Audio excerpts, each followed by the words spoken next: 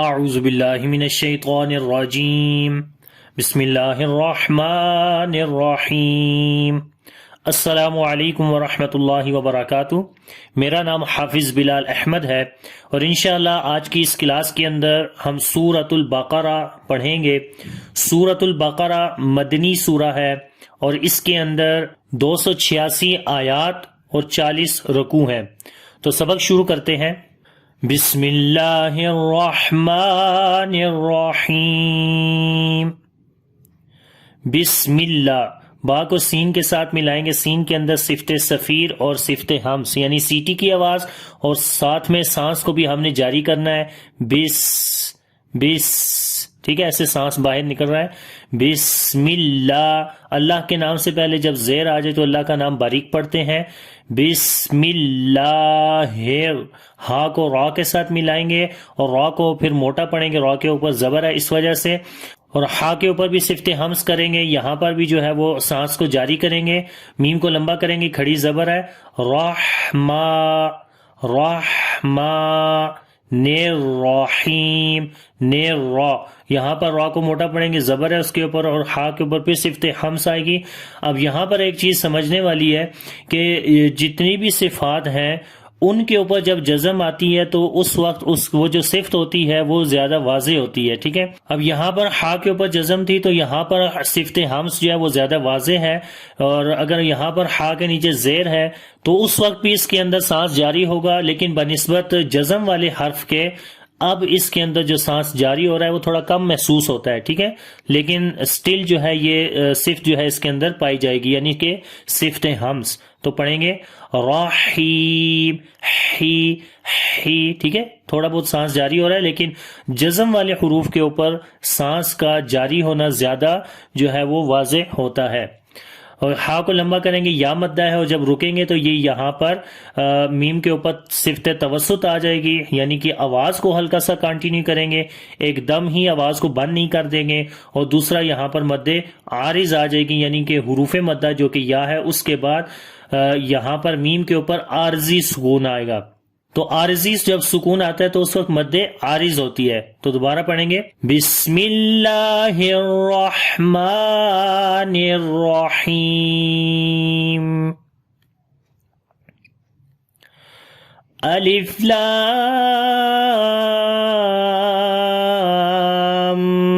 میم،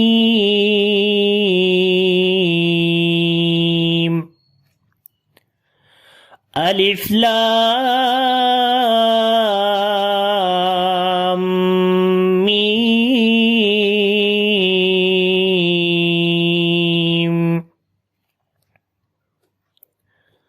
تو یہاں پر دیکھیں الف لام میم تینوں حروف کو الگ الگ کر کے لکھا گیا ہے۔ الف الگ لکھا ہوا ہے، لام الگ لکھا ہوا ہے، اور میم الگ لکھا ہوا ہے۔ تو الف کو نارمل ہی پڑھیں گے، الف، اور لام کے اوپر دیکھیں یہاں پر بڑی مد ہے، تو جب بڑی مد آتی ہے تو وہاں پر کون سی بیسیکلی مد ہوتی ہے اس کے لیے میں آپ کو یہاں ڈیٹیل میں تھوڑا سا لے کر آیا ہوں۔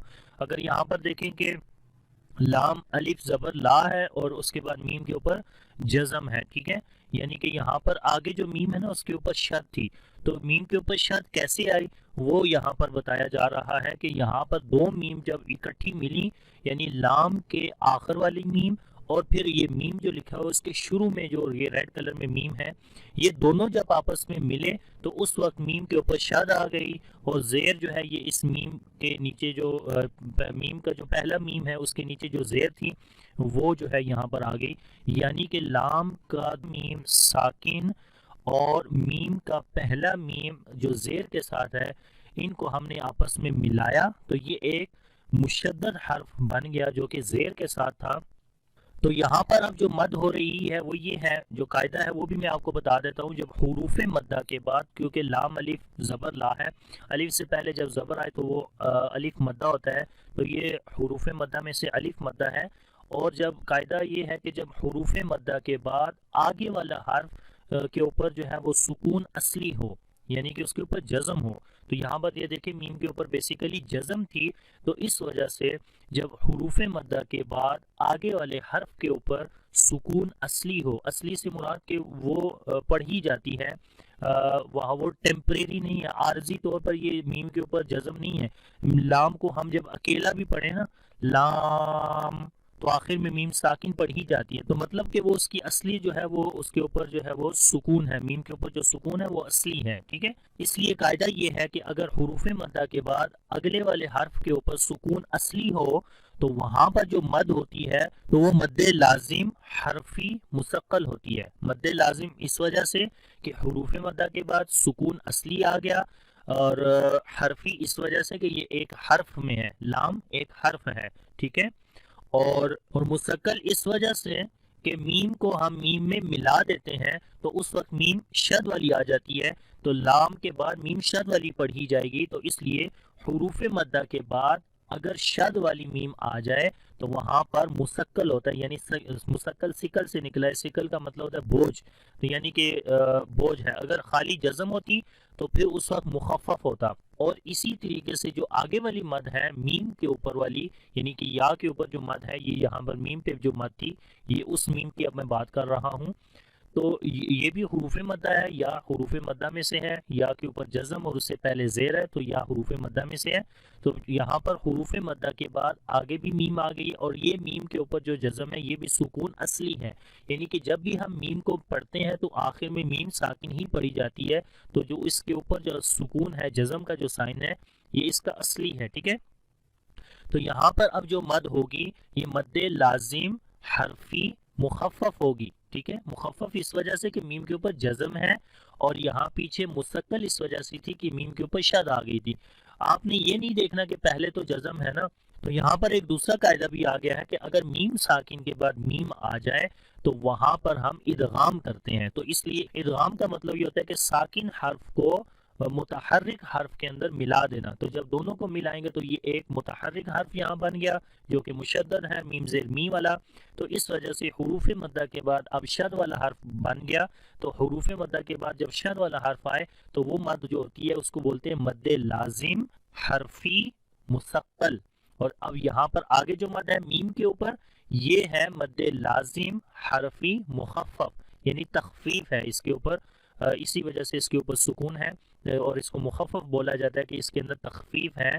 مطلب اس میم کو ایک دفعہ پڑھا جائے گا، اور یہاں مستقل اس وجہ سے ہے کہ یہاں میم کو 2 دفعہ پڑھا جائے گا. ٹھیک ہے، امید ہے کہ آپ کو یہ سمجھ آ گئی ہوگی کہ پہلے لام کے اوپر جو مد ہو رہی ہے وہ مد لازم حرفی اس وجہ سے کہ حروف کے اندر آ رہی ہے. لام ایک حرف ہے، میم بھی ایک حرف ہے. تو یہ اس طریقے سے جو ہے وہ ہم یہاں پر مد دیں، اور ان دونوں مدوں کو ہم 3 الف کے برابر جو ہے وہ لمبا کرتے ہیں. تو پڑھیں گے الف لام،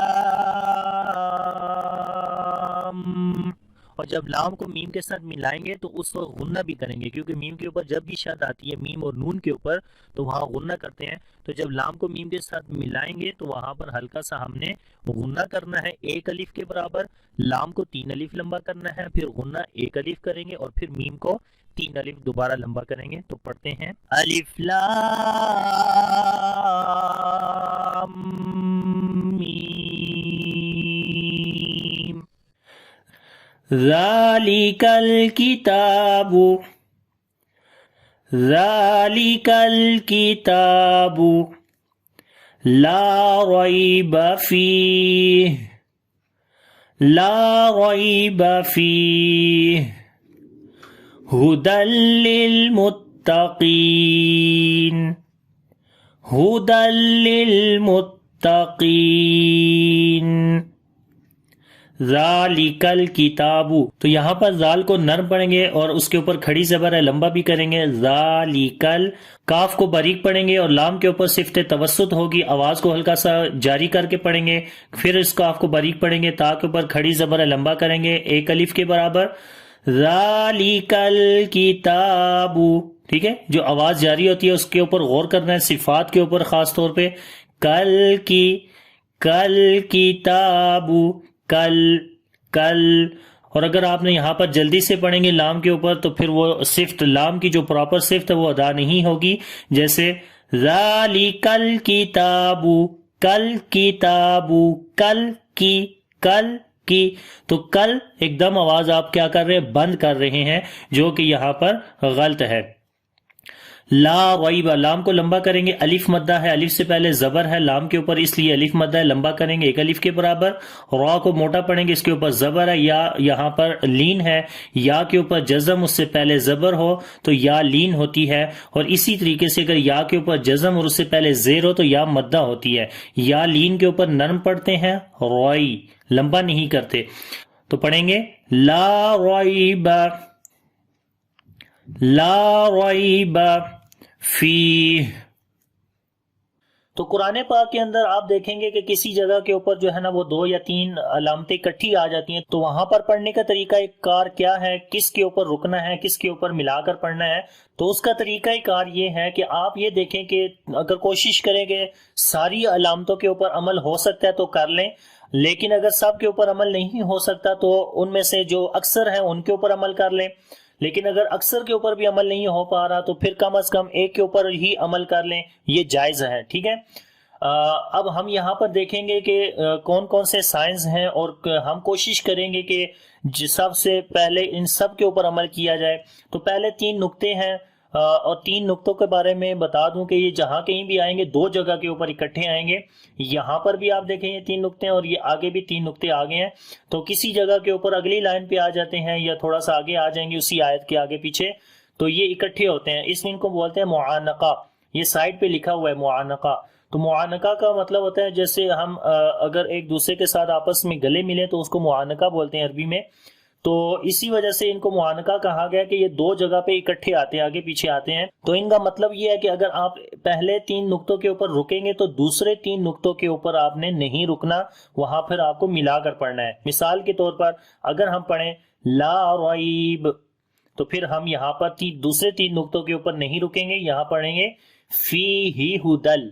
ठीक है, लेकिन अगर यहां पर आप पहले 3 नुक्तों के ऊपर नहीं रुकते तो फिर दूसरे 3 नुक्तों के ऊपर आपने रुकना है, यानी कि उसके मुखालिफ हो जाएगा, उसके ऑपोजिट हो जाएगा। तो उस सूरत में हम पढ़ेंगे ला रईब फी।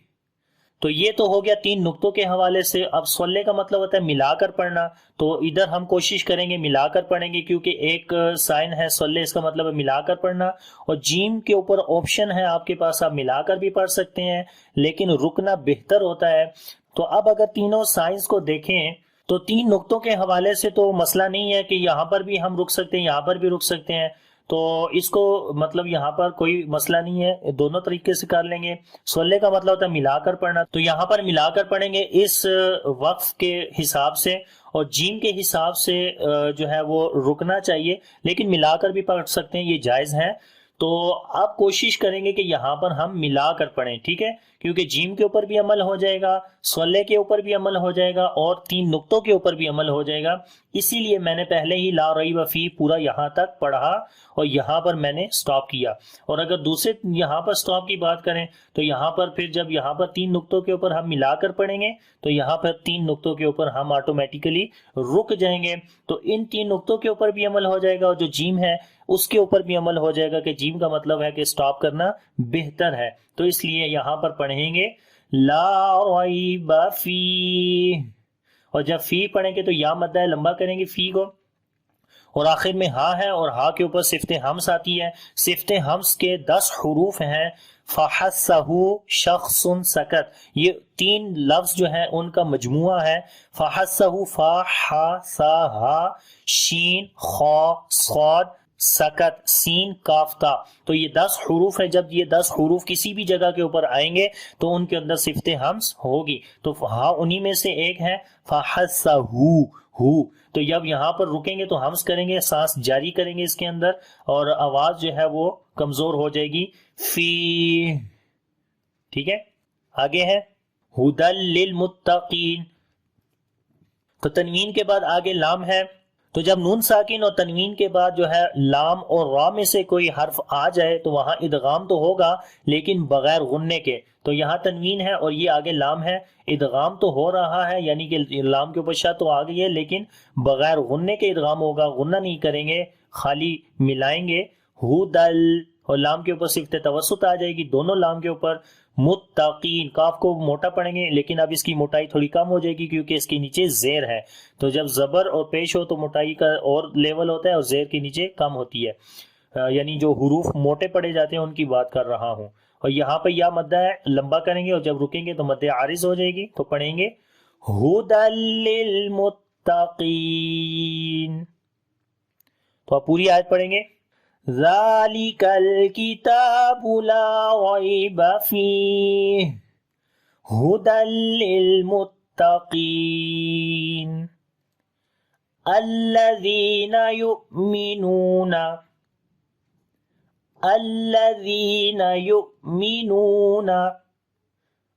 بالغیب وَيُقِيمُونَ الصَّلَاةَ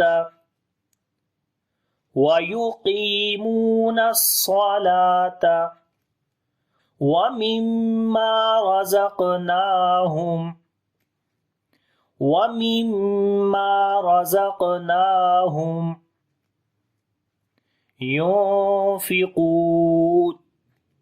يُنْفِقُونَ.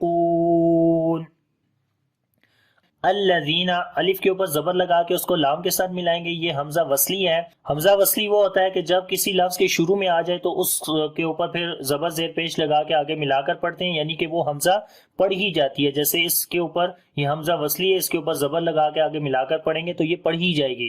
الذین پڑھیں گے. لیکن اگر پیچھے والے لفظ کو اس لفظ اگلے والے لفظ کے ساتھ ملائیں گے تو اس وقت یہ درمیان میں حمزہ وصلی گر جاتی ہے. تو وصل کا مطلب ہوتا ہے ملا کر پڑھنا یعنی ملاتے وقت یہ حمزہ گر جاتی ہے اس لیے اس کو حمزہ وصلی بولتے ہیں. انشاءاللہ حمزہ کے اوپر میری ابھی ویڈیوز آنے والی ہیں تو وہاں پر ڈیٹیل میں آپ چیک کر لیجئے گا. تو یہاں پر الف کے اوپر زبر لگائیں گے لام کے ساتھ ملائیں گے. الذین زال کو نرم پڑھیں گے یا مدہ لمبا کریں گے. یؤمنون تو حمزہ کے اوپر جزم ہے جھٹکا دے کر پڑھیں گے. صفت شدت اس کے اندر آ جاتی ہے. شدت کے 8 حروف ہیں. اجیدو قطیم بکت حمزہ جیم دال قاف طا با کاف تا.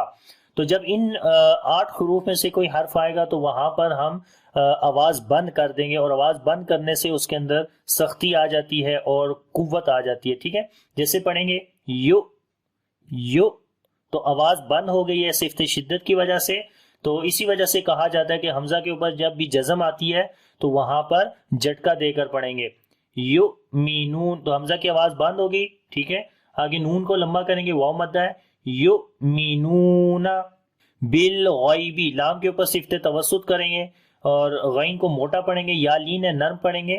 بالغیب وَيُقِيمُونَ الصَّلَاةَ وایو کی کاف کو موٹا پڑھیں گے لمبا بھی کریں گے. یا مدہ ہے واو مدہ ہے یہاں پر لمبا کریں گے.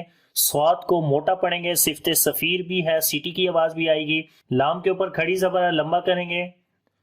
وَيُقِيمُونَ الصَّلَاةَ صفت ہمس بھی اس صاد کے اندر آئے گی. سانس کو جاری کریں گے.